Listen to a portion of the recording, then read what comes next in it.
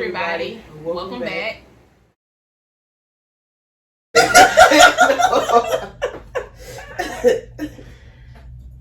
Have you? Oh my God. It's messed up. But I mean, that's real. Yeah, that is real. I'm doing good.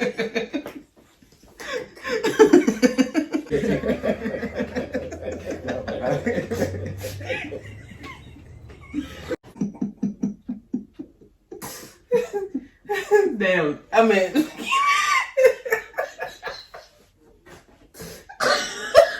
We don't care. We still gonna talk about it. I'm trying to say. If we want to keep it all the way 100, Please do. truth be told. Please. So, hey guys, today we're gonna talk about mental health. Some of the things as far as what we see, what we have grown up with in the Black community, some of the stigmas that we still carry, post-traumatic stress. We're just gonna touch on a lot of different topics within the umbrella of mental health. So, our special guest today is Miss English. So please introduce yourself and just tell us, tell us about yourself and what you do, what resources you offer, and everything like that. Awesome sauce. Well, as my sis so mildly put it, I am a mental health advocate in short. My passion stems or is rooted in underserved population, minority communities such as the Black community. I'm hoping to help encourage reformation in laws and policy so that we can help get the help that we need in our community. English Simone is my brand name. I pretty much do writing for mental health support groups such as Self-Discovery, Pain, Positioning, and Purpose, for which I serve on the board.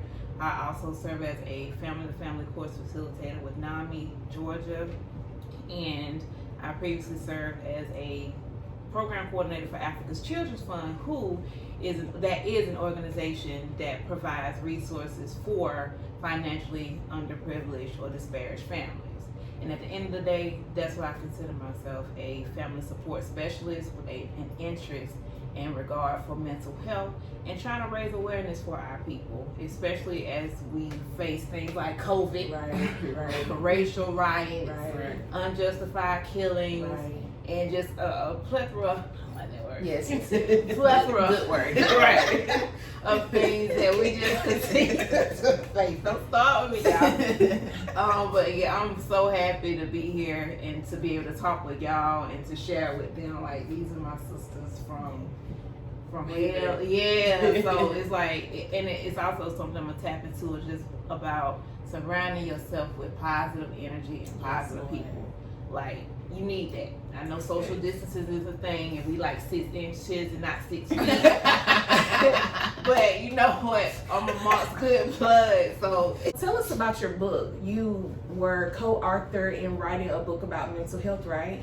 absolutely, and it's called There Is No Help Without Mental Health, and this is volume 2 of series 1.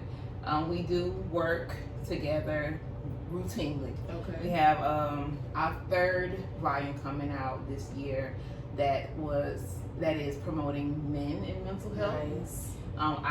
Our series or volume before this was for postpartum, so Okay. women in postpartum.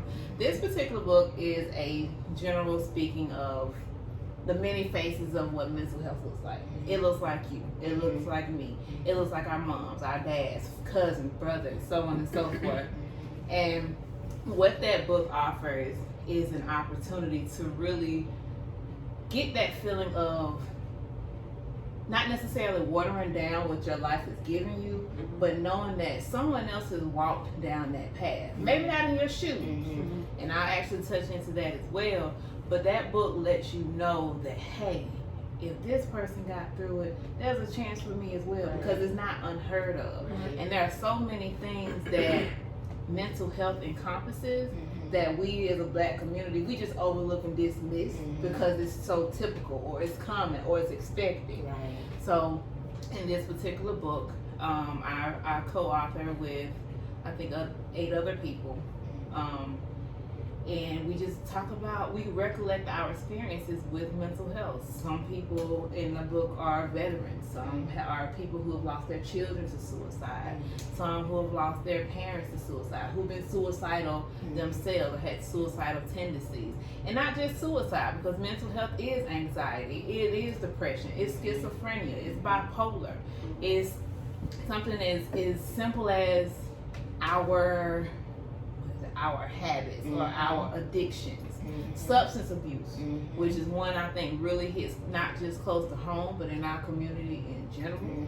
And it's just the way that people talk about it. Well, the book shows how people have gotten through that, or are even continuing to get through it. Because the thing about mental health and recovery is that it's an ongoing process.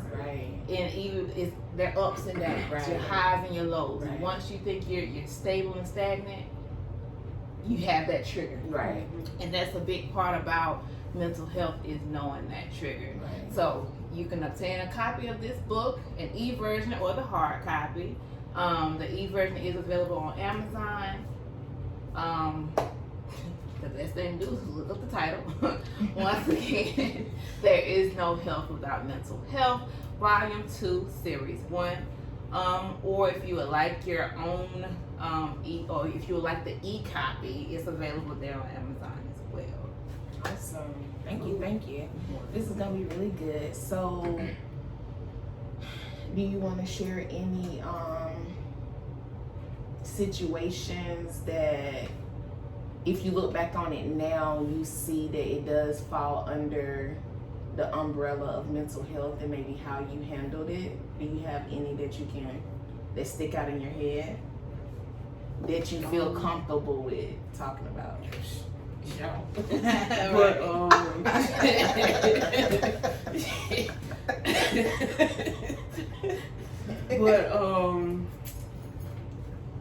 life in general.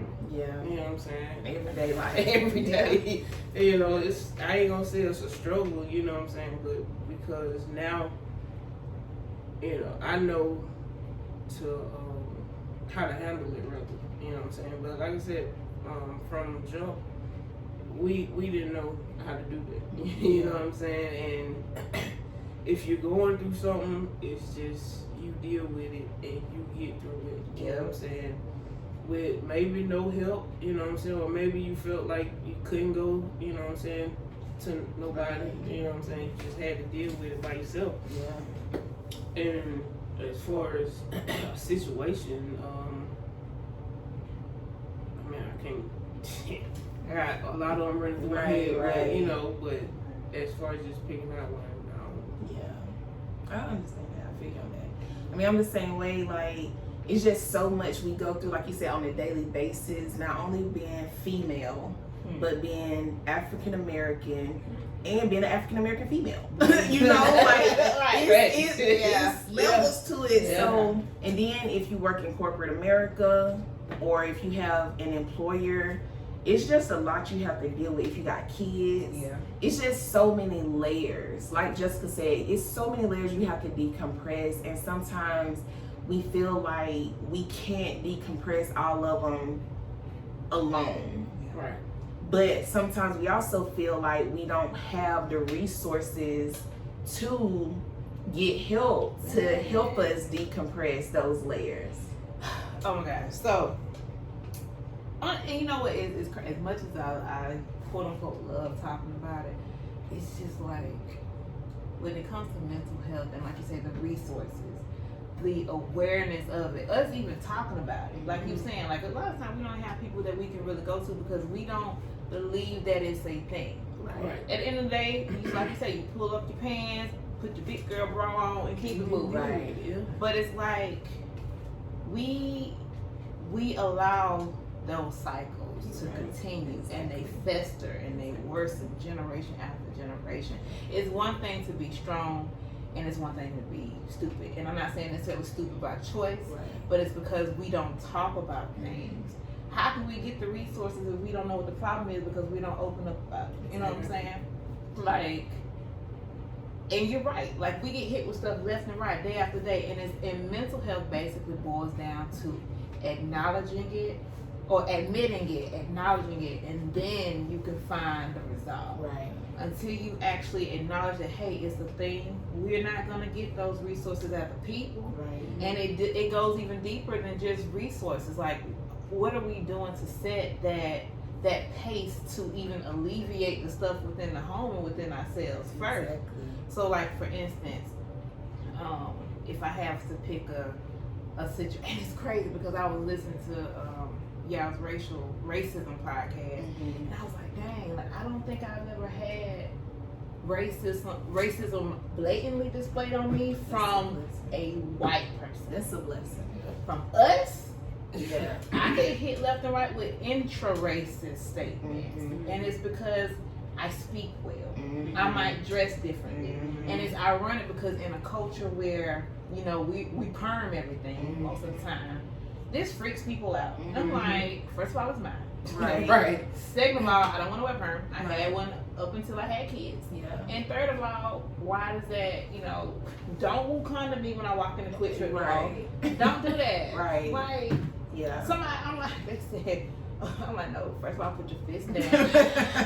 Let me get my gas so I can go. Like, or if I do have, like, they might hear me listening to some music that I listen to, and they might be different. Yeah. But, you know, I get criticized for just being myself. I agree. And so it's like those types of things, it plays into your perception of yourself. And for me, it plays into my perception of other people, which isn't necessarily fair.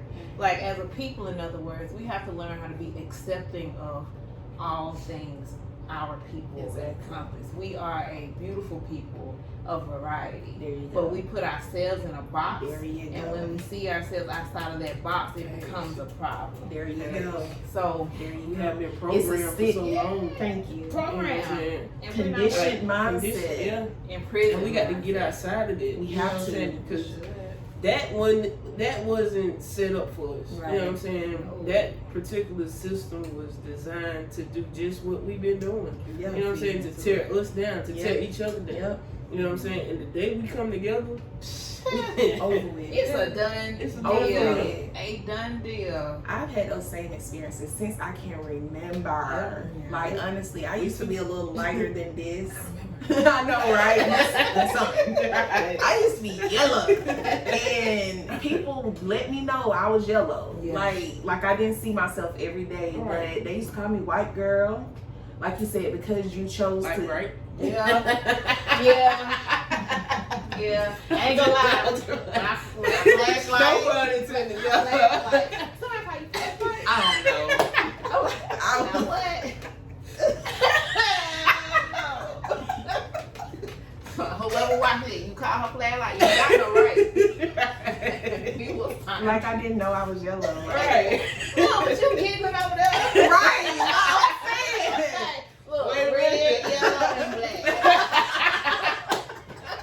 What does it look like? Y'all ain't got no clue. But fast. But Right. it's like they expect. Now we have our Ebonic colloquialisms. Okay, vocabulary. Okay. I see. But it's like, you know, I like to speak well. I like to pronounce my words. I like to use big words because it makes me happy. feel good. It does, honestly. Yeah. And it's like, you know, I used to find myself. Don't start, sis. Please. Separate y'all. You see what happens when we get together? I used to find myself like almost dumbing down myself Yeah. to be accepted. Yeah. And just because they made me uncomfortable because I talk different from them. Right. Or Look, I didn't look that way for a reason. She plays too wet, man. get out. There she goes. Look, and I'm over here. I'm sorry. I saw you try. You on the other hand. You was I like, can't I'm not gonna look. I want to do this. Oh, Oh my god. You got my stomach sorry. Foolish. Oh man. But laughter, I love it. Like this, like I say all the time, this is the way we handle things so it doesn't get so heavy. Right. Because life is heavy every day. It is. Like every day we feel bogged down and burdened by life. So you have to find your outlets, and ours is laughter, you know. Yeah. And in some of the weirdest, Heck yeah. most inappropriate Times. times, Moments. it's still. I know exactly what you did. I'm trying to be grown up. I'm not gonna go in detail, but laughter is a blessing. Where were we? We was talking about How people judge us for doing what's, I don't even want to say normal, but But it should be normal. it should be. Like, why is that wrong? Like I said, people used to call me white girl, and not only because I was yellow, but because I talk like this.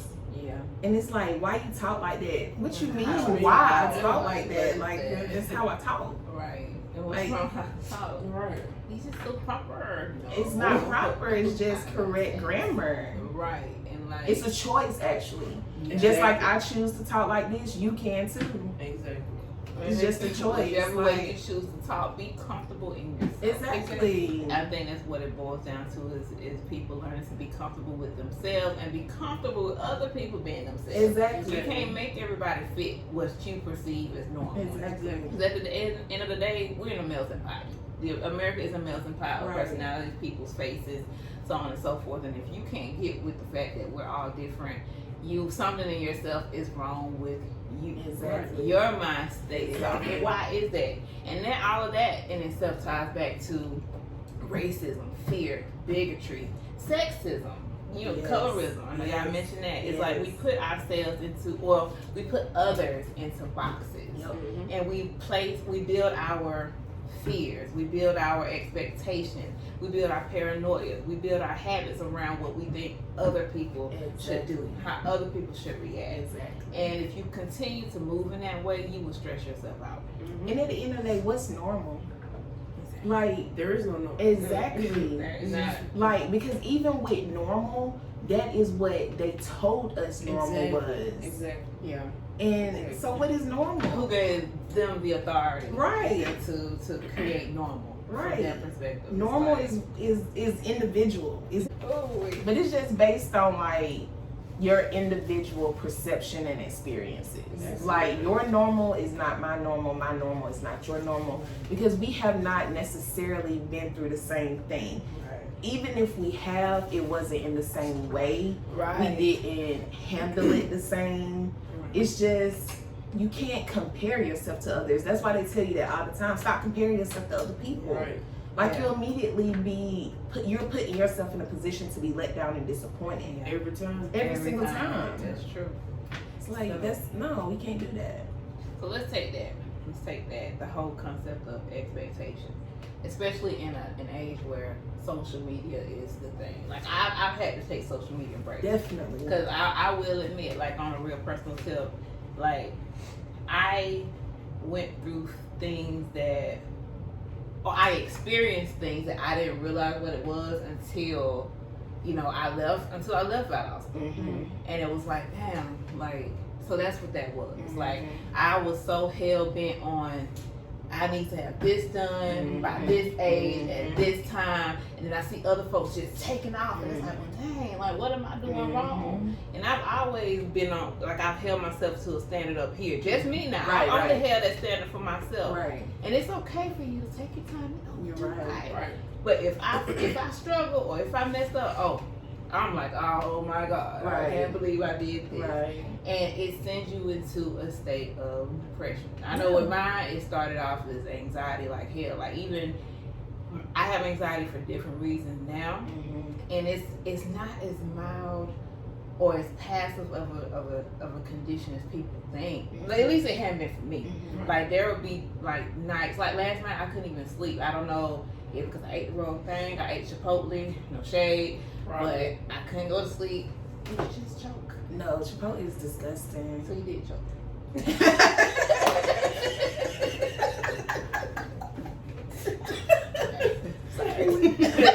Okay, bro. That's why you couldn't sleep. No, I'm gonna talk to turn man. But like my so for me, with my anxiety, when I have an anxiety attack, and mind you, I had when I moved to Alpharetta, I was at work, Africa. and I don't know, like I thought I was dying. Like I really thought I was dying, and so did apparently my coworkers, because they started calling the ambulance, and I'm like, no, it's okay. They're like, no, it's not. You need to go home. I'm like, well, if I go home, I'm still gonna die. But I ain't say that. But you know what I'm saying? Yeah, I'm still gonna have right. the symptoms, but it was like my heart was racing, my chest was hurting, and I was like jittery, shaky, and I was just in a total state of panic. Like literally, I was worried. I'm worried because dang, I'm sick. I don't know what's wrong. I'm worried because dang, what is something wrong? I got kids at home waiting for me. I'm like, you know what I'm saying? Like it's like a domino effect. It's a slippery slope. And then like it for some nights, like I can't sleep. Like I think I had text you once a while back talking about how I always woke up at this one time, this specific time every night, or I would toss and turn. I would be thriving off of 3-4 hours of sleep, and just I would literally have these feelings of death. If you look it up, anxiety includes a feeling of impending death. Like it was just like like I would be like just thinking, man, I'm scared to close my eyes because I think I'm gonna die. And I'm like, why though? Like I literally couldn't tell you why. Like sometimes it would be a matter of, you know, something may have happened that day, and it seeps in your spirit. And that's the thing. Before I should have even gotten into all of that. For us as a people, as black folks, to really know what mental health is, you gotta know what it is. Someone has to tell you.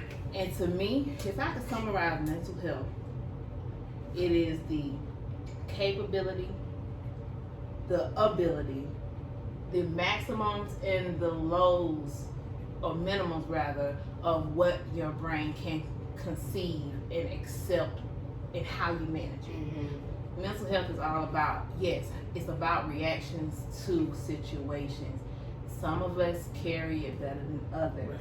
Our religion plays a heavy part in that. Our belief system, our support system, all of that helps us cope with these day-to-day situations that we have. And for me, and y'all, and shoot, all of us about like this for real. Like we are strong and proud women.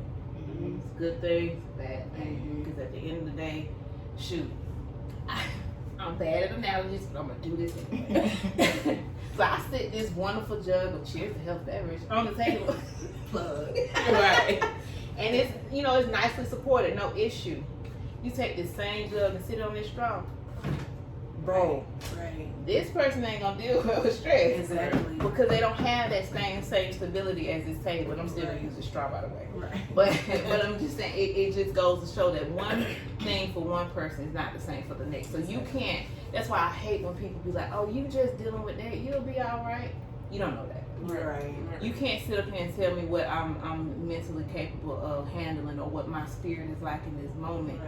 And so when I think about people and their experiences, I really had to learn to sit back and stifle myself. I style myself. Never that you say style yourself. I don't know style, but like, cause you just don't, you really can't say that that's appropriate. Yeah. And that's why when I finally started to realize that, I finally accepted that my life's pace won't necessarily match up to someone else's, and that's okay. That's okay. One thing I want us to learn as a people is learn to be okay with not being okay, and learn to be okay with not being a Jones. Learn to be okay without being a Smith. Walk your life and be comfortable, and learn how to maneuver with what you have. Take those resources with what you have, so you can alleviate that stress and strain of trying to keep up with somebody else, because you will run yourself ragged. And you know what, to add on to that, I honestly, I agree with everything you said, but I also feel that sometimes we bring that on ourselves. Yeah. For the simple fact that we are trying to keep up with the Joneses. We are trying to live up to other people's expectations of our life. Yeah. Where they think we should be by 30. Yeah.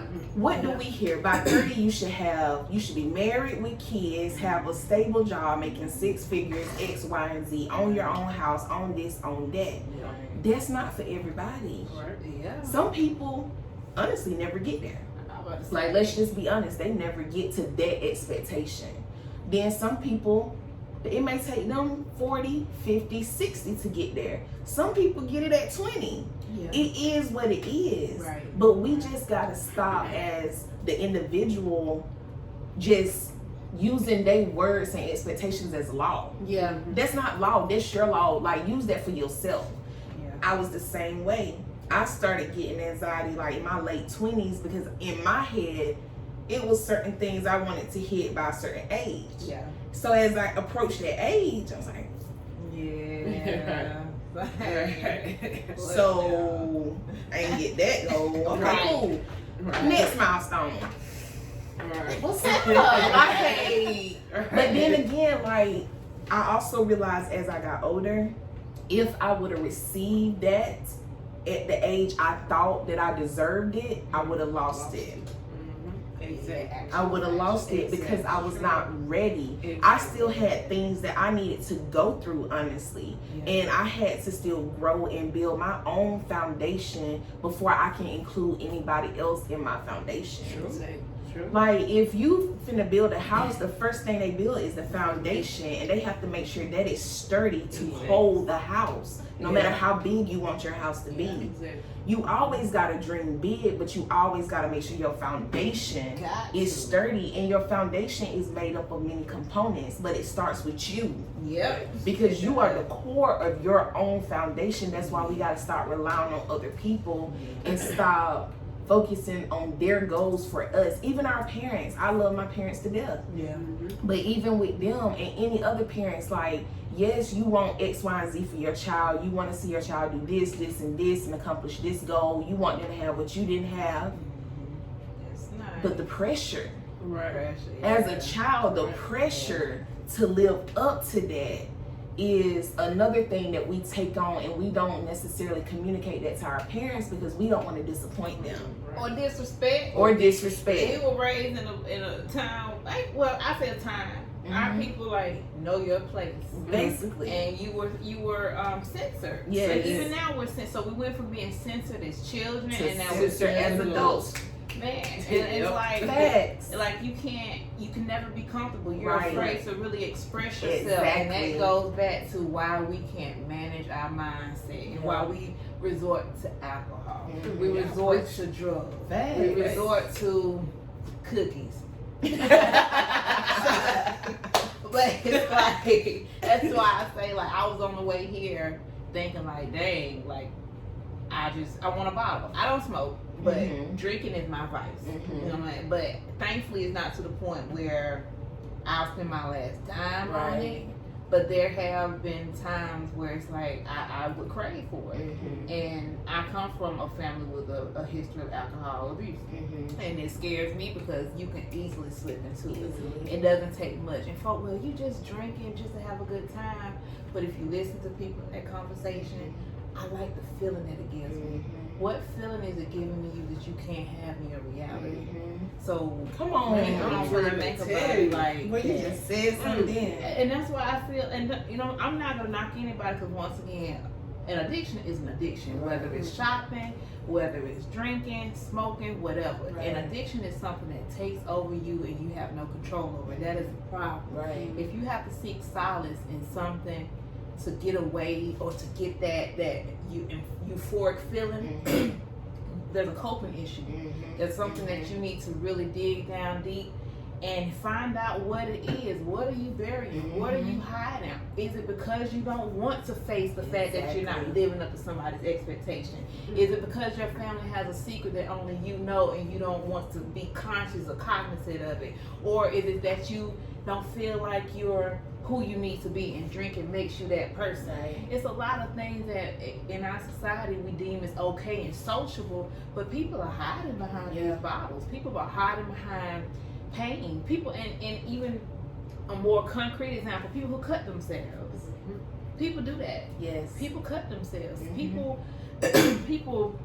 I was dealing with a client. Once again, I work with families now. And I was dealing with a young lady who's in an abusive relationship.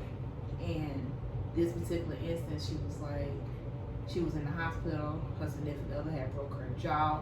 And while she was in the hospital, he was beating her kids.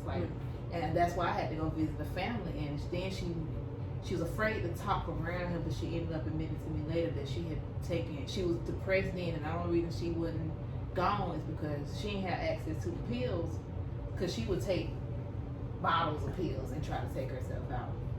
And like, people smile all the time and be hurting. I mean, like Robin Williams stands out to me. Yeah. I think Robin Williams, and for y'all young folks who don't know, he was an actor, he was white, he was old, but he was a great funny actor. But he was known for being comical. Right. Or even, matter of fact, Lee Thompson Young from the famous Yes. Jet Jackson. Yeah. Oh, I was like, you lost me with that one. What? Jackson. Jet Say Jackson. Jet Jackson. Okay. I was doing I was something. shocked with him. Yeah, like I was. He has an organization based in Atlanta. I used to do some social media writing for them, and his aunt started that foundation. It's a mental health foundation to basically stop stigma. Cause like, everybody's like so surprised when people they call it completing suicide. When someone completes suicide, well, I didn't see that, or did you? Right. Or you just didn't pay attention to it. Right. For us, we dismiss it. Yep. Right. We dismiss it as, oh, you'll be all right. You just need to either go pray, Exactly. or you just need Say to that. toughen up, Yeah. or you just need to just go take time to yourself, or I mean, and then we might say, just talk to somebody about it. Why can't it be you? Why can't it be Like, you? some people just want that ear Right. to hear, and so that way, when you do get that news, you won't be able to say you didn't know. If you suspect it, get that person some help then. I much rather you get them help and they not need it than you speculating and contemplating, and by the end you figure it out, they already gone. Right. It's certain signs that you look for, like, some people, they do have manics, which means they hide. Right. And then they just, the depression where they're extremely low, but you gotta know that person. Once again, we gotta learn how to communicate with each other so we can see those signs, because the withdrawals, the pulling away from things people love, eating too much, eating too little, Giving stuff away. yeah, saying goodbyes, talking in like permanency and Right. totality. Right. That's a sign of somebody who is trying to find an escape. Right. Even your friends on social media, when they go making these outlandish posts, watch them, people. Right. Because you never know when, because they're usually crying out for help. Right. Right. Most of the people who get online fighting for attention is because they ain't getting it where they really need it. Right. So those are the ones that you really like, yeah, we laugh at them, we joke about them, or we might, they get on my nerves, to be honest. But it's something to it. Right. It's really something to it that we're so passive about. And I know 1 in 4 adults have mental health issues.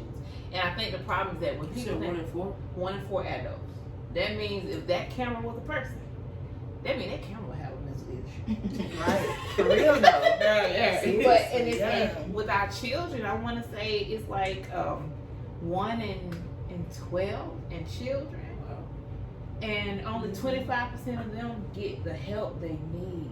That's not much. And considering that, like, I think black people make up what, like, is it 13 or 33%?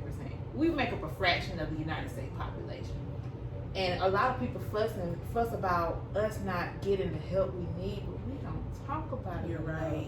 We just don't. Like, we're so mad at, and we got a right to be. Let me throw that in there. We have a right to be mad, but we ain't fed up enough to change nothing. Yes. And if we're not in a position to make those changes within ourselves, Exactly. that's the thing is, as my people, we want to see change, but we don't want to be changed. Exactly. Exactly. And until we open our eyes to look within, Exactly. to kind of pinpoint the problem here, and then open up and get maybe somebody can relate. Exactly. So that we can start to build these resources as a community. I mean, Exactly. we really have enough talent within our community and wisdom in our community and education in our community to where we should be able to thrive and rise above what's inevitable. Exactly. Life. Right. Life is gonna happen. We have to find a way to cope. When we're shaken up by situations in the past, PTSD, Yes. Thank you. we suffer from a collective trauma as a community. Mm-hmm. These moments right now that our children have to watch on TV, we need to really work on that so they don't grow up with that shock value, Exactly. so that they can be able to relate. PTSD is not just for veterans and Right. soldiers. It's from anyone who has been directly exposed to an event that causes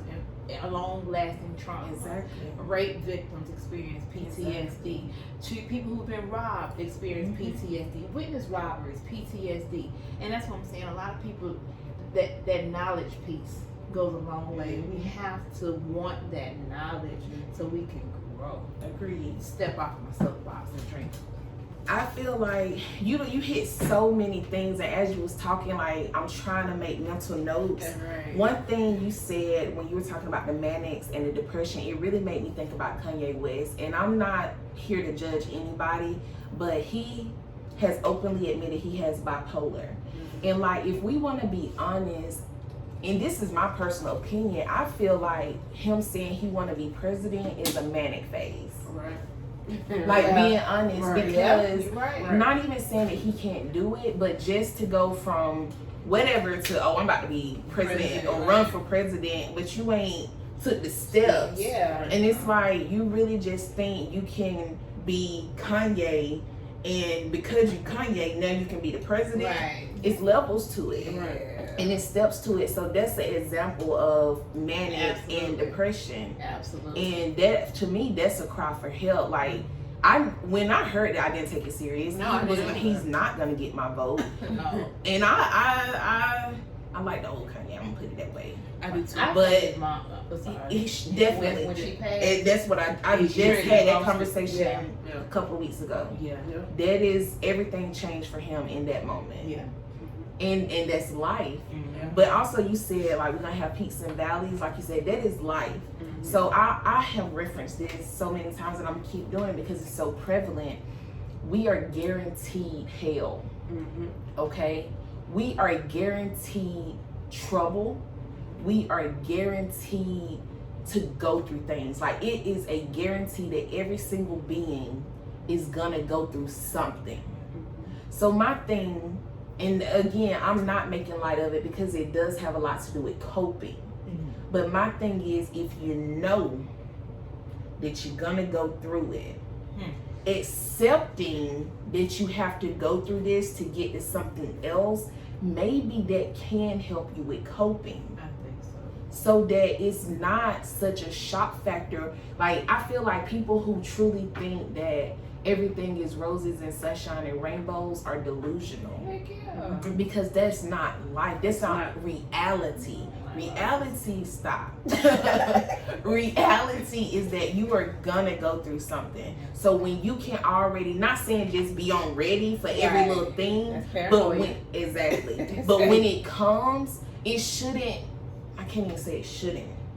I don't know how to word it. It shouldn't just knock It you should off your just- feet. right. It's exactly You what know I what wanted I'm to saying? say, but I Right. didn't know if that was gonna sound too. It's your No. show. No, I know, but still, you know what I'm saying? I don't want to sound inconsiderate. So it's like, that's exactly it what I shouldn't want to knock say. you It off your shouldn't feet. rock your Right. foundation, is what I was going to say. Yeah, but Like, it's good. You may weeble, baby, and you may wobble, but we know weeble wobbles, they never fall down. thanks. It's a good analogy you just used with the straw on the table. Thanks. Good analogy. But I feel like that's where it's important to have discernment when it comes to the people in your circle, in your support team. Yeah. Because honestly, everybody can't support you. Exactly. Right. And you're right. Exactly. Everyone cannot support Right. you. And as the individual, we have to discern, okay, I can talk to her about this, but I can talk to her about this. And it's no shade to either At one, all. but at the same time, you know their strengths and their weaknesses, and you know your own, and you just kind of know who can handle what. It's some stuff that I will never go to some friends about because they can't handle their own pressure. Right. So if you can't handle your own pressure, I'm not gonna add my pressure on top of your pressure. Right. That's selfish. Yeah. It is. You know, Yeah. To me, it Yeah, is. it is. And I feel like just in general, we gotta be more considerate of people because, like you said earlier, yes, we are strong, but at the same time, and with that being said, let me put it like this: we don't always seek the help we need Oh no. because people always come to us Yeah. for their needs. Yeah. So sometimes we don't feel like we have that in return and we can't reciprocate that feeling. So now, not only am I sitting in my emotions because I don't feel like you can handle what I want to get off my chest, but you bringing me yours and I already got burden on me that you don't know about, which is cool. But now I'm burdened down even more from yours because I'm really trying to be there for you. Right. And then at the end of the day, who's there for us? Right. It's a talking about it thing. Yeah. I mean, and it's it's a catch-22 because, like you say, you can't. I don't believe in just broadcasting all Right. your business. You do need to learn to discern and be selective. Yeah. But it's like, hey, who is this? I don't know. Because I know with me, I will keep it in. I keep it in, and then I'm receiving everybody else's and helping. And then all of a sudden, I'm like, ain't nobody there for me. Oh my God. No. But don't nobody know what you're going through because you don't talk about it. Right. Can't, like, once again, as people, we can't expect help if we don't say we need help. Exactly. You know what though? What that comes from childhood. That is a generational curse that we have to start breaking when we recognize it. Yeah. Because again, not to judge parents, but let's just keep it 1,000. When it comes to some of our Black parents, stress, trauma, that was not something you talked about per se. Just like you said, go pray about it, talk to God about it. And I respect that now more than I did then. But as a child, that ain't who I want to talk to. Right. You know, I want to talk to you. Yeah. And I want to have a conversation with someone that's tangible. Right. You know, as a child, I can't comprehend that abstract relationship, and I can't understand how that is going to help me right now. Right. You know, so we got to start really being there for the kids when they're kids. So when they become adults, they know how to handle things. They know how to use their words. They know how to verbalize their actions and how they're feeling and articulate their emotions. Right. Like, it took me a long time to articulate my emotions. It took me to basically, Yeah. I mean, honestly, yeah. to articulate my emotions because I felt the need to hold it in to protect you from my feelings. Right. Right. You said a mouthful of that nigga. Yeah, though. And it's like, 'cause I care about you so much, I don't want to weigh you down with what I'm going through, but I need to talk to somebody. Yeah. Right. I don't know what to do but to deal with it. Yeah. Right. And then me personally, I was a barrier. Emotional hoarder is what I like to call it. So if I go through something, because I kind of felt like I already know I ain't got nobody to talk to it about. Basically. So I'm just gonna deal with it. And I'm gonna hurt in silence. And I may sit here and shed a tear or two and then keep it moving, because even sometimes I feel like I don't even have the time to feel what I'm feeling in the moment. It's like my body has been programmed to not even, like, it's only gonna give me so much, and then it's like, okay, next, Yeah.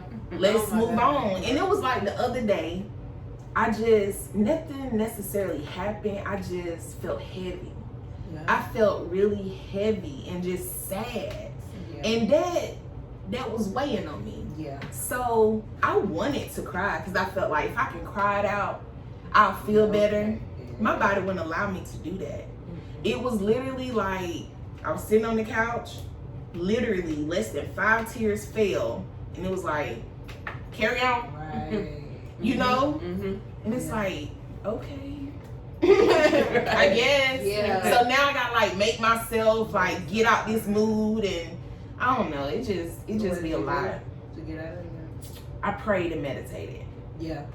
That's a good And I reflected because I'm like, it's not coming from nowhere. Right. You know, and that's the thing, when stuff like that happens to me, it's not for no reason. Right. I just don't see it immediately. Yeah. So I gotta really just think, okay, what have I received from other people? What you know, what do I feel like I'm receiving from outside influences, and just evaluate it. And I did figure it out. I figured it out yesterday. Yeah. And it was a blessing. It was a blessing, but some people don't take the time to reflect. Personal inventory. That's it. Yeah. And like I say, just going back to childhood, like even as an adult, I think that's when I really started healing. Like, I think 2 years ago I started the journey, because there will be times I'm just angry, but why are you angry? Like, there is a root. Find the root. Yes, honey. So when you want to heal, it takes active work. Work. And Daily. it's Yeah. daily, and it's Daily. not necessarily easy, because now you got to go back to situations that you buried, Yeah. or you thought you were over, or you don't want to think about because it hurts, but you got to go there Yeah. when you can, because everybody can't handle that. You know, when you are in a good place in your mental, you got to go back there. Sometimes you got to refill that pain to learn from it, to understand, so it doesn't keep happening, so it doesn't become a cycle, so you don't pass it down to your kids. And now they angry individuals and they don't know why. As I was just about to say, you have to get comfortable with facing yourself. You have to. I think that's one of the blessings in COVID. I feel should be a blessing for a lot of people. Amen. I posted a few weeks ago, I said COVID is doing something. It's forcing people to have to stay at home and either face and deal with people they don't normally see, because they're usually hustling and bustling, or they have to really sit and look at themselves. Exactly. And you're right, it's not easy. It's not comfortable. Like, It's I not at know all. I had to go through a whole process where Yep. you have to be able to pull away from people. Not Exactly. necessarily cutting them off Right. unless it's necessary. Right. But being able to pull away for a moment, sit in silence, look and deal with yourself. Exactly. Because if you can't, you're not going to be able to be a beacon for somebody else. And it's going to be painful. Exactly. It's going to be painful digging up a lot of stuff. Like, even with me now, there's some things I reflect on from my childhood, in terms of abuse, in terms of violence, in terms of effects of poverty, in terms of family alcohol and substance addictions, that I didn't realize affected me until I became a woman, and I started to try to build and establish my own permanent relationships and how I maneuver with people. Like, and people don't think of it in those terms, and not faulting anybody, not faulting my parents, not faulting, because I think honestly my folks did the best they could. Definitely. You know what I'm saying? But at the end of the day, it just goes to show that your life happens, and everything has a purpose and an impact. In the absence of things, have a purpose and impact, and it's gonna carry with you, but you have to learn how to face it and manage it. This is a time, COVID pandemic, you have to learn your management skills, meditation, prayer, reading, writing, exercising, healthy habits. There you go. Period. There you go. That's another Getting help a sleep. lot. Like, honestly, getting sleep. That should be under a healthy habit for mental health, because so many people do not get the sleep they need, and they feel like, oh, I don't need 7-8 hours, I need 4. No. You keep getting 4 for so long. Like, it's not, think about it like this, it's not for you, it's for your body.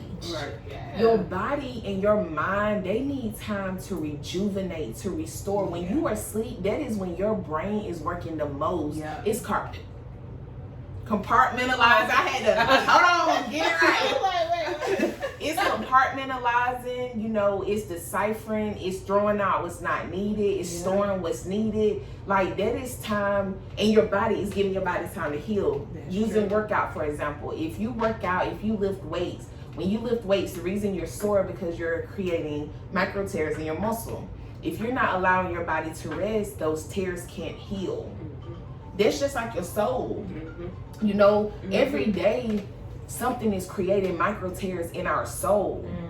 So that's why we feel so heavy. But if we don't take the time to ourselves, if we don't get the rest we need, if we don't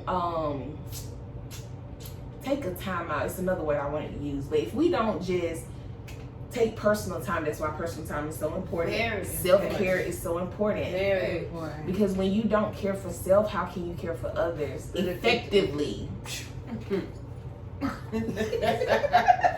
You can't. You can never pour from an empty cup. No. If you drink all this water and you still thirsty and it's nothing there, you SOL, sis. That's just like life, you know? Yeah, you're right. And then too, You're that's right. why it's important, like you said earlier, surrounding yourself with the right individuals. Yeah. Even if you drink this water to here, if you surround yourself with people who uplift you and build you, they are pouring into you. Yes. So that is Yes. refilling you so that you can be full to keep filling in other people. It's a cycle. That's why it's so important for us to find people that truly love us, care about us, who care about our well-being and care about seeing us up here, not down here. Yeah. And if they see us down here, they working on bringing us up here. Right. So where do you think we can? Where do you think? Because I'm thinking in terms of our men now. I know you were just talking about the ability or inability, I should say, to cry. Yeah. That's a big thing. And even for me, being a mental health advocate and being a single mom of a preteen, it's like I can't cry. You're like I was like I be trying to make myself like, but I be numb to emotions and it's not healthy. But I know it's such a stigma with black men crying and showing emotions that I try to teach my son to not be that person. Yeah. But it's like when he shows emotion, I've become so conditioned to not feel a lot of emotion that I don't even know how to deal with him. I'm learning and I appreciate that. And I tell him all the time, I thank you for showing your emotion. Not saying he a crybaby. And thankfully, I can say my son will talk to me. Good. I want to hold on to that because, you know, on a personal tip, that is a child that I battle with mental health issues with, like suicidal ideation. I had to coax through that, and that was hard. Sure. Like I took the blame for it because, like, damn, like what am I doing wrong? When your 7-year-old is talking about he don't want to live anymore, and it's like I don't want to stifle my child from that compensation. And I think that's something that we need to address as people. How can we make it comfortable for our men to show emotion without feeling too vulnerable or thinking that it's a weakness or feeling that they should be ashamed for even having tear ducts? You know what I mean? That weighs heavily on me because I also see it in our older men once again behind promiscuity or drug abuse, alcohol abuse, or even domestic violence. I think it's more of that going on behind closed doors than is publicized. Especially now. Yeah, especially now. So I wish we could all come together collectively as a community to help uplift our men so that they can be that foundation that so many of us need. Right. And not saying that we need to flock for relationships. We don't need. I ain't gonna get into that. Yeah, We don't. I feel You know what I'm saying? you. But I think, as a whole, we need to learn how to feed off of each other. We need to be that balance for each other. But we have to. The only way to be a balance, we have to have pieces of each other so that we can feed, like you said, feed off of each other, pour into each other when one entity is lacking. Right. And for our men to be emotionally supportive, we gotta be able to let them be emotional themselves. Exactly. First of all, this is my opinion. First, it's so many levels to decompress with that statement because that is such a multifaceted situation there. So first, I think as the man, they have to understand it's okay. I feel like they have to understand that that is a conditioned, learned behavior. Not being emotional is a learned behavior. Okay, then we as people have to understand that is a conditioned, learned behavior. Going back to childhood, we have to stop telling our little boys, you better not cry or man up. Right. Because in that moment, when you continuously tell somebody to do something, they're gonna do it. And they believe that. So just using Jordan, if you were the type of parent that every time he came to you, you'd be like, what you crying for? Wipe them tears up. So he's gonna internalize that. That's what kids do, and I can say that because that's what I did. Yeah. Not that my parents told me not to cry. It wasn't that. It's just for the simple fact that I just felt like I needed to be strong for them. Yeah. Again, like I took that responsibility on. I understand now why I did it. Yeah. They don't make it right, but I get it now. Yeah. But I chose to take that responsibility on because I feel like you already lost one child. Mm-hmm. Because you already lost that child, I don't want to be the child that caused you any trouble, any heartache, any disappointment. So if I feel anything negative, I'm going to keep it to myself. Yeah. Because you're going through enough. Yeah. You know, I don't want to add to that. So I'm going to just figure it out. Right. From age 8 to age 30. That's how long I did that. That's how long I felt like I wasn't myself. That's how long I felt like I didn't even know who I was. For the simple fact that at 8, my whole life derailed. So at 8, I became somebody different because now I have to become this person because of this situation, because of the death of my brother, now I gotta be somebody different because I'm not the same because he's not here. Right. So that person that was there from 0 to 8, she died too. So from 8 to 32, I don't know what to do. Yeah. So, you know, just imagine like living with that for however many years that is, like you not wanting to burden people with the pain you going through and you being hurt because you felt like you didn't want to keep hurting somebody who already hurt. But how is that fair to me? Yeah. It took me that long to learn that. Like, you know, and I know when they see this, they probably feel some type of way, but it's like, it's not that I felt like I couldn't talk to them, but I just, yeah. That's love. I didn't feel like that was fair to them. Yeah. I almost felt like it was wrong of me, and it wasn't. No, not at all. But, I mean, that's just honesty. Yeah. Right. And it's like, even as an adult, it really kind of, it made me understand why I move how I move and why I don't allow people to get so close to my heart. And if I feel like they getting kind of close, I gotta be like, hold on, Pause. you getting a little Doing too deep something now. right. Making me feel things. Hold on. Wait a minute. Right. Because it goes back to feeling abandoned. It was that did I see that podcast? I'm gonna see that. It's really good, and that really opened my eyes to understand a lot of what I'm saying now. That was an unintentional, unexpected abandonment. Yes. Abandonment is something that stems deeply. Yeah. People don't realize. Once again, there's so many pieces of us as individuals. Like you're saying, we are I think you said couple. And he's like composite or something. Composition. Oh no, that was compartmentalized. Oh yeah, okay. It was something. But we are all multifaceted. Like Right. not you are not a single entity. right. None of us are single entities. I honestly feel like we have so many entities within ourselves. Just to deviate, but not really, because it's still under mental health. And it may sound far-fetched, but if you want to be honest, I feel like every single person has multi-personality. Yeah. But it's just when you can't decipher, you know, or you're not in control of the individual personalities is when it becomes a problem. Right. But we all have multi-personalities. I agree. If you were just stern face and the same in every situation, That would be weird. yeah, like if I was just Yeah. giggling and like, now granted, when I panic, I have this awkward laugh.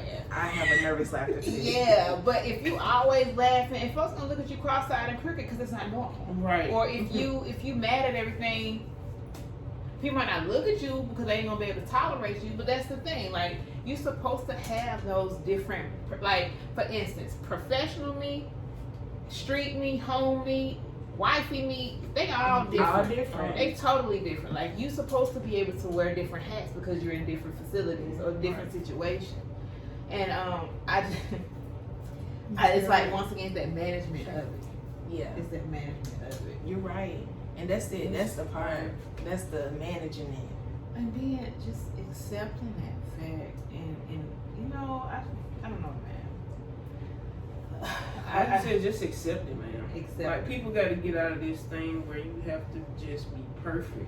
You know what I'm saying? Life is not perfect. Heck You know what I'm saying? And even myself, you know what I'm saying? I had to learn that, you know, shit gonna happen. Yeah. You know what I'm saying? Ain't nothing you can do about it. You know, everything happens for a reason. And everything happens for a reason in that particular season. You know what I'm saying? Everything has its purpose. Everybody that come in your life, you know, every thought, every situation, everything, it has a purpose. You know what I'm saying? And you just have to learn what it is, you know what I'm saying, and accept it. You know what I'm saying? And my brother-in-law was preaching this morning, and he was like, he was saying something. He was really, you know what I'm saying, talking. You know what I'm saying, talking to me. And he was like, you know, anticipate uncertainty. You know what I'm saying, and appreciate adversity. You know, and adversity, you have to look at it as like adversity is always an opportunity. Yeah. You know what I'm saying? The test proves how valuable you are. Yeah. You know what I'm saying? If you're going through something, look at it as a blessing. You know what I'm saying? Don't look at it as a curse or anything. You know what I'm saying? If you're going through it, it just means you're valuable to God. You know what I'm saying? Or you know what I'm saying, to anything. Yeah. You know, pretty much. He was like, you know, we have to learn how to get out of our own way. Yes. You know what I'm saying? And authorize, really, you know, saying his notes, but he was like, authorize your process. You know, everybody has a process that they got to go through. You know what I'm saying? And the title of his message was like, in this season, the danger of paranoid faith. You know what I'm saying? Which really ain't got shit to do with what we talking about now. But anyway, it helps, you know what I'm saying? And it goes, you know, with trying to help through mental, you know, mental health. You know, in my opinion, because like I said, we just got to get out of our own way and acknowledge, you know, what we done went through and the situations we done went through, you know, and deal with it. You know, we can't keep hiding it. We can't keep, you know what I'm saying, doing anything like that. So, and that's for wisdom. You know, Yes, that's what I was gonna say. I get that now with this mindset. Yeah, I do too. But before this mindset, I didn't know nothing. I mean, I ain't gonna say I didn't know nothing about it. I just wouldn't, you know, cause like I grew up in church. You know what I'm saying? So I know about God and all that. Right, but at the same time, I wasn't trying to hear none of that. Yeah. You know what I'm saying? like you said, it was a woe is me to me. Right. Because it's like, why does this keep happening to me? What did I do to anybody? Blase, blase. Exactly. But like now with this mindset, like you said, use the adversity as a time to level up. Yeah. And I feel like Absolutely. that's exactly what it is now, because when it's time for God to move you, a lot of times that process is the most uncomfortable process ever. Yes. And it's going to be uncomfortable every time Yes. with every level up. Yes.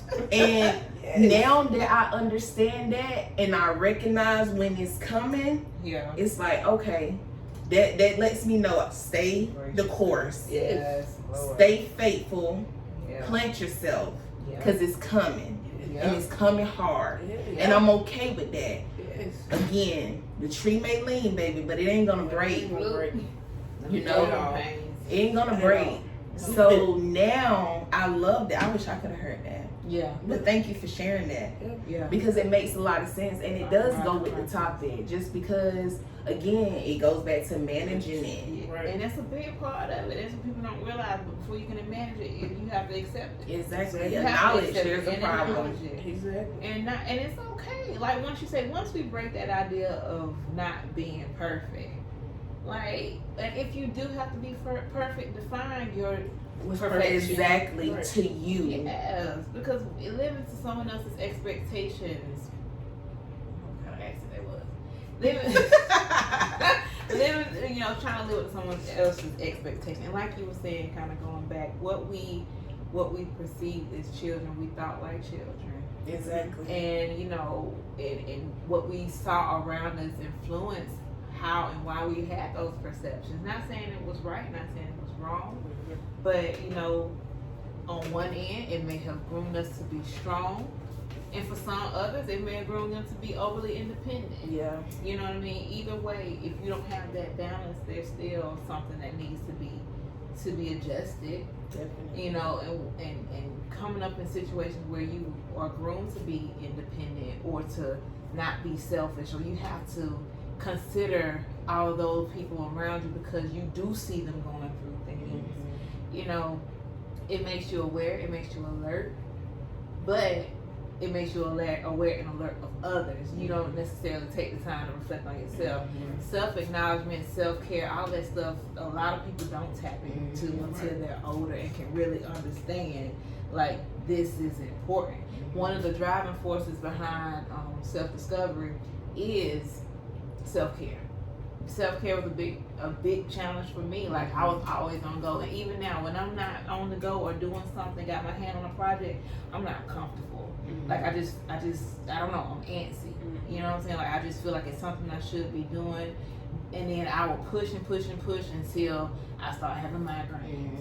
And I'll just be like, oh no, now I really can't move, so now I really feel like shit. And it's like, I don't like that feeling. But I have to find out, why do I have that desire to be on go so much? Because that's not the best thing in the world either. Granted, I'm moving purposefully, but yet and still, I have to learn to take time to myself. Like, I gotta hide in the bathroom to get the kids to leave me alone. And even then, they knocking at the door. You can get in the bathroom by yourself. It's just stuff like that people don't understand. That ties in. It's not necessarily a mental health condition, but it's a mental health factor. So you have to learn how to take time to yourself to avoid what some of your peers may be going through, because some people might not have that outlet for self-care, whatever that looks like for you. Some people might not even have that outlet or they don't know how to meditate. Meditation, I think, is learned. But once again, you have to be, you know, ask questions. A lot of this is communication and management. Being comfortable with not knowing and knowing where to go to get the answers. And if you need insight to that, you know, there are different venues you can use. I'm still in the process of building my total health website. However, NAMI, the Lee Thompson Young Foundation, SDP3 or self-discovery. You have the World Health Organization. They give insight on mental health care techniques. You can also, I mean, even if it's something simple as finding a reliable source to talk to, there's nothing wrong with a therapist. There's nothing wrong with counseling. There's nothing wrong with a psychiatrist, psychologist. You know, people automatically assume the medication aspect of it is the worst thing possible. Not necessarily so. Some people need the medication and the conversation, but if nothing else, get that conversation. Find somebody that's trusted, or if you just can't find anybody, write. Thank you. Dance. I try to encourage free writing all the time. I love it. In Chris' class, we had 5 or 10 minutes every single day to free write. And that's literally whatever is in your head. You don't even think about it. Whatever pops up, write it down. And I tell people that all the time when they stress and they come into me, free write. Free write. Just don't even think about it. Don't process it. Don't analyze it. Write it down to get it out your head. And then you can do whatever you want to with it. You can save it, throw it away, burn it, whatever. But get it out your head. Because I'm a repeater. I will sit here and replay something over and over and over, and even when I don't want to, it's like, okay, I get it, come on, move on. But it's like, get it out your head, whatever that outlet is. And I just want to touch on something you just said real quick. When you say self-care, I feel like some people feel like self-care is such this elaborate thing that you have to do. And it's really not. You don't have to spend any money on self-care. You can literally, self-care for you could literally be taking 10 minutes to stop working, go outside, breathe some fresh air, and get some sunlight. Yeah. You care enough of yourself to allow yourself to breathe fresh air and get some free vitamin D. Look, get some expensive lotion. That's self You know care what I'm too, though. saying? You know, The little things. It's little, It's like, it's the little very things. little things. Like for me, cause you know I'm not rolling in dough like that. Like I have to find little things that I enjoy. And granted, I'm not really high maintenance anyway. But it just like since when? don't Well, be okay. okay. I'm gonna let you continue. My bad. Sorry. Grant, look. No judgment. None. My bad. But you know what though, being able to do it and not stress about the dollar amount, That's it. it don't feel good though. Like I don't know. I guess I needed it. You know what? saying? That's what this is about. That's what this is about. 'Cause Yeah. and that's why it's like, let her flow. Right. Let her flow because at the end of the Tear day, to my eyes. hold it in. Yeah, like somebody needs to hear that. Somebody needs to see that. Somebody needs to know that it's okay to have these emotions and to let it out at some point. Being vulnerable at some point. Being able to relate at some point. Knowing that your experience is justified. Your emotions are justified. Yeah. It's okay.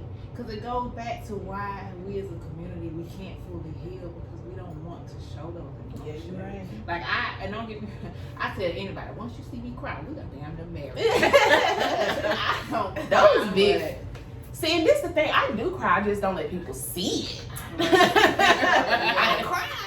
But you just don't see it. So if it happens in front of you, that is speaking volumes of what I think of you. Right. Because I feel comfortable, and I feel like when somebody's cried, they're bare. Yeah. Yeah. So for me to cry in front of you, I'm bearing my soul to you. That means I trust you. Actual factual. So that is a compliment I am giving you. Thank you, girl. Thank you. Yeah. You appreciate it. Yeah, y'all done got that too. So They don't care. They don't know. Y'all better leave her alone. We're ready to jump on something. Right. Thank you, sis. appreciate that. Man. But for real. But it is okay. And I know I don't even know if we finished about the men. I feel like I just kind of took that Right. all the way. Like, but I think you were talking about conditioning and in childhood. Yeah, that's exactly how it derails. So, but we just gotta break that stigma. So to the men listening, Yeah. watching, and to the women who know men who need to hear this, Yeah. get them to open up. Right. Find somebody they can reach out to. I mean, between the three of us, we'll make it happen. Yeah. Even if they ain't volunteered, I'm volunteering. We're going to make it happen because at some point, like you said, we need to stop that stigma, Right. stop those cycles. And it should end here today. Yeah. Like, we got enough going on. Right. We have to stop it somewhere. Right. If they're looking for like faces, there are men out here who are advocating as well, mental health. And just, there are men psychiatrists, psychologists who can listen to you and listen to with an unbiased ear. Right. And that's what this is about. Like finding somebody or some type of resource or entity that you can rely on that won't make you feel like you're a prisoner to your thoughts. That it's okay to release these emotions. That depression is real. It's not a weakness. When the whole fight or flight. Mm-hmm. What is your natural response when it's time to fight or flight? Like when a situation is presented and a split decision has to be made. That's a good question. That's valid. It depends on that situation. And I say that because now, thinking again as a parent, I'm gonna have to fight first. I'm by myself. I'm gonna fly first because I gotta get home to the children I'm fighting for. Kind of open some wounds with my black people, with these police. Yeah. Do what you can to get your ass home. This is Don't set yourself up to be the next news story. right. And I'm not saying everyone does, Right. but a lot of us attention seekers who want to keep the camera rolling just so you can be a namesake. It's real. Like I don't know. When I go out every day, I'm trying to get back to my kids because I've not set them up to where I need them to be when I do leave. If you feel like you're ready to go and that's what you want to do, okay. But know that your legacy lives on after you. So you make sure that you have your ducks in a row and think before you act. If you feel like you gotta fight, know what you're fighting for. You feel like you gotta fly, like, cause I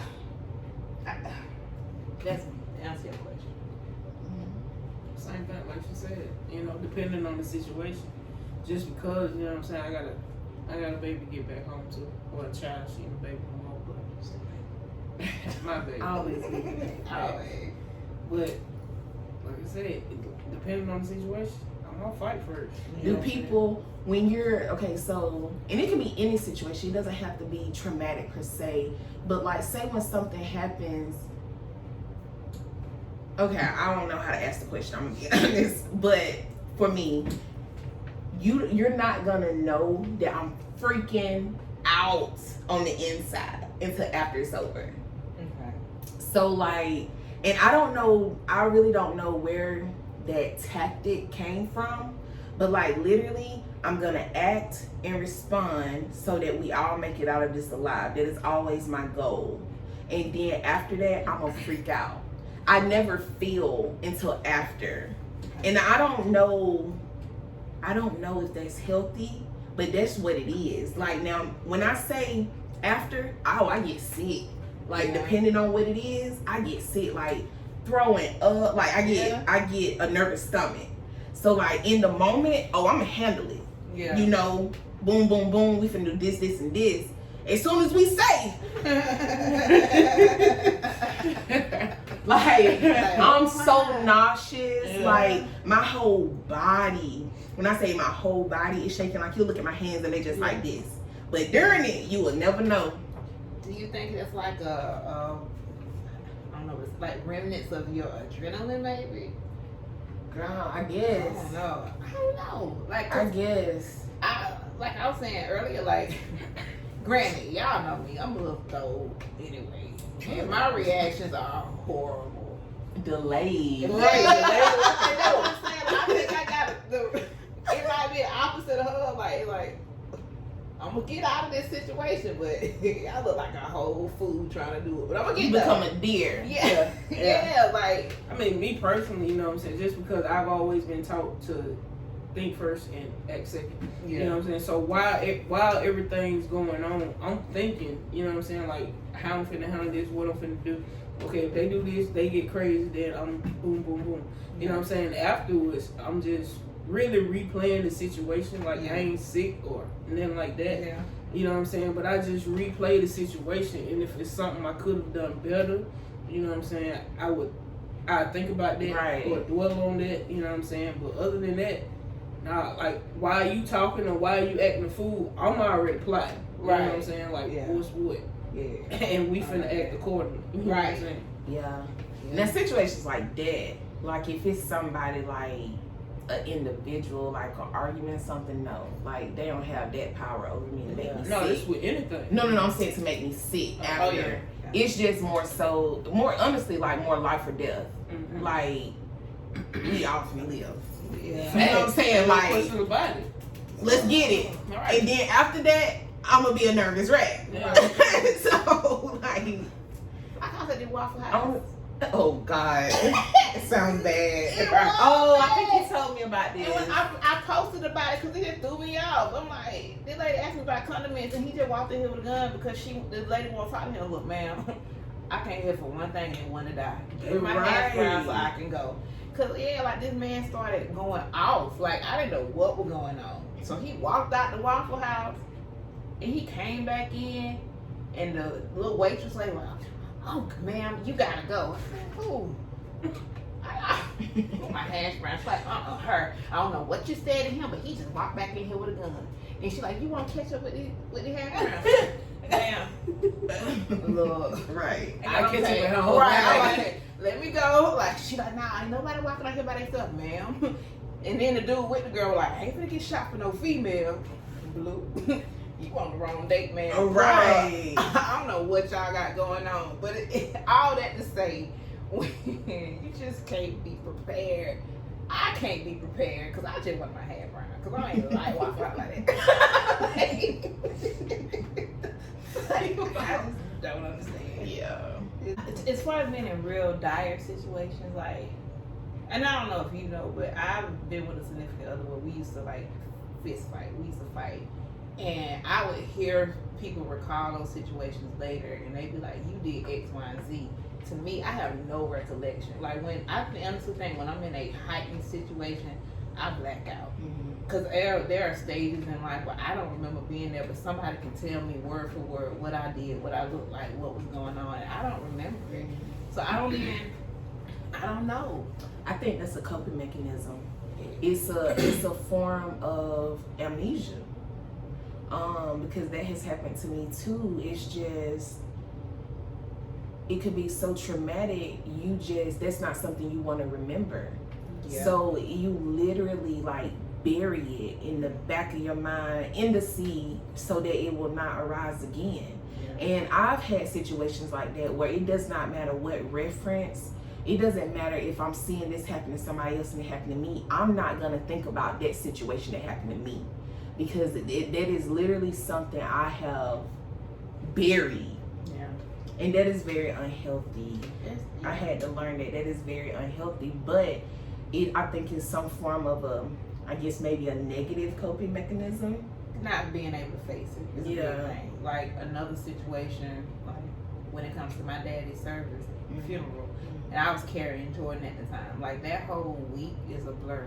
I don't even remember his funeral, but people like, they said I went to view the body and all this stuff. I don't remember that. Like none of that is very. It's like stuff like that. It's almost like an out of body experience. Yeah, Cause I don't remember. You know what I'm saying? I'm a friend. I remember we was walking in and I saw you, but you was the only somebody I saw. Wow. You know what I'm saying? Or that I remember. But like I said, I don't remember that. You know what I'm saying? So that's coping. That coping thing. Like I said, that burial or hiding, and it's like I think when things come in phases. You know, things come in phases. They do. Detachment.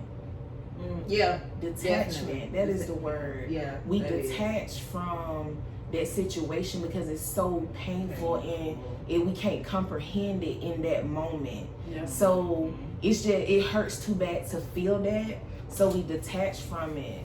Yeah. And that's when dang, that happened. I said that. Yeah. I did that. I've had a detachment moment. Yeah.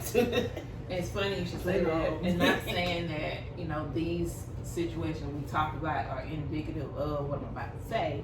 However, detachment is a trait of multiple personality disorders. Is people really just pulling themselves away from the situation to be somebody else so they can cope with something by not facing something. So that's another thing that I want people to kind of get hip to. Like when you see people acting completely different and they seem like they can't recall certain situations, just kind of keep an eye on it because that could be a sign of something to be concerned about. And the thing about the various signs of mental health is they're going to resemble other things. They're going to resemble, you know, a nervous stomach. You could have runs or you could just literally something be wrong. But I'd rather people ask too many questions than not enough questions. Right. You know what I'm saying? Because people are dismissive, I should say, because so many different ailments, issues, and you know, I guess ailments and issues have so many similar symptoms. That's why you have to look at the collective body. You have to look at the collective individual. You really have to know an individual before you can really even begin to speculate what may or may not be wrong, which is important to us as individuals and communities and families to get to know one another more personally so we can pinpoint these issues. Right. Anything else on this topic? Did we cover it? I mean, we covered a lot. I think it was really relatable. I think so. Really relatable. I mean, you know, it's proper help communication. Open it up. That's the thing. you know, being open, being honest about how you feel, not feeling ashamed of your emotions. Because like you said, everybody's going through something, and you could be going through the very thing that they're going through and they have no clue how to get through it. But because you shared your story and you opened up to them, you gave them hope, and you were a beacon of light for them. So now they feel you empowered them to do it too. Right, be able to do it and get through it, not just deal with it, but get through it and Grow through it. grow through it. And you know what's ironic? This month, July, is Minority Mental Health Month. So you know, really honing in on that as minorities, because in general, we're a part of a completely underserved community. You know, mental health, period. Yeah. We're underserved. We're not getting the hair we need. We ain't getting the hair we need, and we ain't getting the help we need. But also, you know, that stems into, you know, us creating those resources, finding those resources, and thinking, you know, noting how important it is, because when, like you were saying, just like sleep, when your mind is out of whack, your body's out of whack, it begins to take a physical toll on you, and all that hustle and bustle becomes for nothing. And if anything else, I was looking it up because they recently passed, I don't know if it's passed or what, but the National Suicide Hotline number is 988. The National Suicide Hotline number is 988. So versus 911 is 988. Okay. And they also have a 1-800 number as well. Which is what? 1-800-273-8255 is the National Suicide Prevention Lifeline. You know, and this is a completely,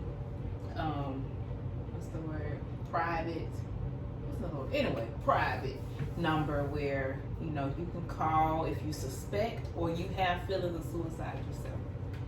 If you ever feel like there's no way out, where you're even considering in your life, even if you've gotten so far as to having a plan, because a lot of people, they get to the thought of wanting to end their lives, but they may not necessarily have a plan.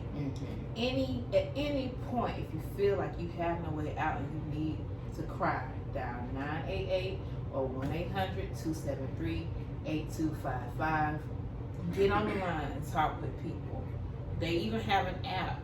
I can't remember the name, but a gentleman who recently created an app that's specifically designed for African Americans experiencing mental health trauma, to where you can reach out to them and basically chat, you know, and get these things off your chest, because, you know, that's gonna open the door to it. And it's not to make you seem like just another number, but it is to create that outlet and to create those relationships to help set you on the path to success.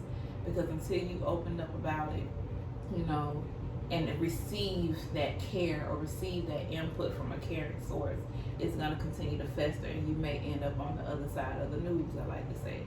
You know, I wish I had brought in a list of additional resources, but I definitely do open my door. You can always send a direct email to my site, which is contact@englishsimone.info. And I will gladly take that time to send you resources that you may feel you need. And that's not just mental health, but that's as well as, you know, financial support sources, family support sources. You know, anything to help alleviate the stress and strain of what seems to be the typical African American family, because we do face a lot of financial implications, socioeconomic issues, mental health issues. And that's my job as an advocate, to see to it that we can bridge that gap to help alleviate those stresses and strains that we face on a regular basis. But, you know, just understanding what mental health looks like. It can be is like, even in this very moment, someone who looks as jovial as we are could be vocabulary, could be battling things internally. And it's just something I want us to be aware of, that is not what you see in the movies. Movies and social media and media period has created and continues to add to that stigma that's posted or pinned to mental health. You know, it's not necessarily people in straight jackets. It's not necessarily rugged and erratic behaviors all the time, although those are features and attributes of some mental health conditions. But, you know, it can be something as simple as someone going missing for days and weeks at a time. I know when I get into my phases, I fall off the map for a while. I know I do. I just, you know, feel better for me. Not saying it's good, not saying it's bad, but you have some people fall off the map and they literally fall off the map. Yeah. So you just want to make sure you're cognizant of those types of behaviors, not just in others, but in yourself. And also really investing in your children. That's going to stop that cycle that we've been talking about. You know, allowing your kids to be kids, for one. Allowing them to open up to you. Allowing your boys to cry sometimes. Make time for them. Making time is It's a very busy time. We're all really busy, and I mean, maybe not so much with COVID, but just in general, adult life is so busy that sometimes we don't, and I know I don't have kids, but you know, we neglect them. Go play, you know, I got to do this. Right. Go ask your daddy, or you know, and it's like, maybe not be so quick to dismiss them when they want to be like, Mommy, I got something to tell you, and Mommy's busy. Like, take time to listen, because you never know what they want to tell you, and then if you shut them down, they may not want to come back and tell you anything else. That could have been something happy they want to tell you. Next time they may not come with happy or bad. So I know we gotta wrap up. I'm guessing we gotta wrap up, but that actually taps into something I don't think we touched on really, but family secrets. yes, let's please touch on that. Family secrets, man. So I think more often than a lot of folks are gonna realize or admit, there's always that Aunt Sally or Uncle Johnny that's been touching little Becky. Little Becky don't want to tell, but when she finally does tell, what goes on in this house stays in this house. So now Becky got to carry that for the next 10, 15, 20 years, if she lucky. Or to death. Exactly. I think that, I don't know where that stems at, but it's a very big thing. And it might not be just in African American communities, but talking from experience, it builds anger. It creates the person that you become in the future because you can't open up. You're afraid. Me having been touched as a child is why I don't even like people being too close to me. It makes me squeamish. I'm very uncomfortable when I feel people watching me because I feel like I'm being preyed on. You know what I'm saying? And not to say that, now thankfully it wasn't a family member, but it was a friend of the family. You know what I'm saying? And it's a matter of, will they believe me? Or what's gonna happen afterwards? How will my actions affect those I care about? And if it was someone in the family, that makes it even worse because we don't want to have our names tarnished as a family. So families bottle up these secrets, or they whisper amongst one another, creating this anger and creating this divide between family. And once again, guess what? The Black family is broken. Communication is lost. So guess what? We've lost that support system we would have had if we had ironed out these issues in the first place. So guess what? Now we have that cycle again because something's going to happen to you. Not something's going to, but you know what I'm saying? Right. Something happens and we have to cover it up again, but they're whispering behind closed doors. It goes on and on because no one's comfortable enough to face that demon and to knock it out the way now. By the head. And I think that fear of acceptance, accountability is a very big thing. And I'm not saying that it's the end all be all to family issues and health issues and such, but shit, it is though, because we got families walking around with bottled up tension, anger, secretive conditions that we don't know we have, and we pass it on to somebody else. Exactly. You know, like I really think communication with our people and that want to learn, that ability to be accountable will help set the pace for how we care for ourselves and care for each other. Family secrets that like they get on my nerves, but Medea movies, when all that stuff just come out at family dinner at the skating rink, better there than never. Yeah. You know what I'm saying? Like I think that's it haunts a lot of people. Like I've lost a cousin to suicide, and I won't forget it because I remember seeing him was like maybe a couple of months before he completed his suicide, and I could in his disposition you could see something was wrong. But me being young and him being a little older, everybody else kind of dismissed it, and I'm like, oh well, you'll be. I literally said, I think you'll be okay. They were just playing with you because our folks play hard. They jump, but I'm looking at him like something's not right. So when this happened, I was like, oh, damn. That's why I say something was not right. Something was not right, and it was overlooked, and it could be a matter of some secrets that he carried to his grave. We'll never know. But as a family unit, we need to start trying to heal ourselves as an entity, as a community. Starting off as individuals, because it's stuff going on out there that children who are touched either grow up to they become repeat praise. They become repeat victims, or they become victimizers. And it's like you have to nip that in the bud early. You know what I mean? I don't know. No, I agree.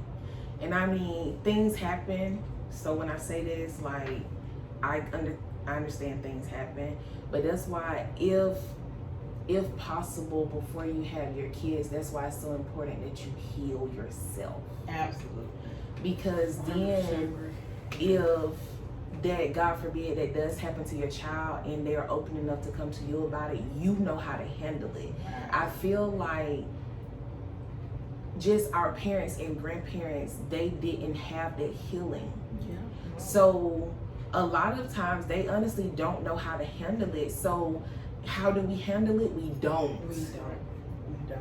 And that is how all of that happens and just continues to trickle down. Yeah. So at some point, we gotta break the cycle. We have to break the cycle, and we have to start communicating. Communication is the key to a lot. How about that? Pretty much everything. Like Right. open communication and honesty. Yes. People underestimate it, but it's a lot. It is so important. You gotta be honest with yourself. That's it. First and Say foremost. that. And then, like I say, a lot of parents have experienced things that they don't talk about. And that's all they know how to do is keep it in. Yeah. So if you go to them, they can't handle that. They don't know what to do for you. They don't know what to do for themselves. That's true. And even though they may be 78 years old, there's however many years of hurt that they still dealing with, and they still haven't acknowledged and dealt with. So now they 20-year-old kid coming to them saying X, Y, and Z happened to me when I was 4. Right. That's it. This is it. Unfortunately. Yeah.